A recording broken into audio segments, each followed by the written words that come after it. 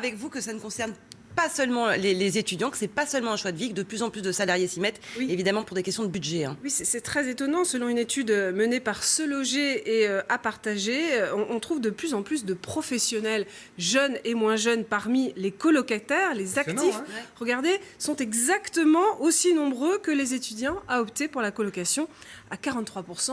On fait aussi de la coloc de plus en plus tard.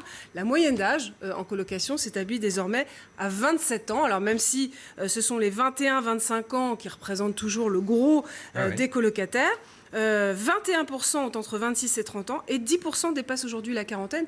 Même les seniors s'y mettent, figurez-vous, puisque 1% sont des retraités. On sait qu'il y a des Il y avait eu le phénomène du retour chez les parents aussi. Oui, ça c'est moment, quand on dit les parents, c'est même les parents inconnus âgés, qui décident de vivre ensemble. Hein. Bon, alors parmi les... C'est-à-dire que les parents en avaient un peu marre peut-être. c'est le syndrome Tanguy. Parmi les facteurs évoqués, le choix de vie, parfois, ou alors quand on a un accident de la vie, comme un divorce par exemple. Mais c'est bien évidemment le budget qui l'emporte, puisque un loyer moyen pour une place en coloc s'élève à 461 €. C'est une économie de 30% en moyenne par rapport à une location classique.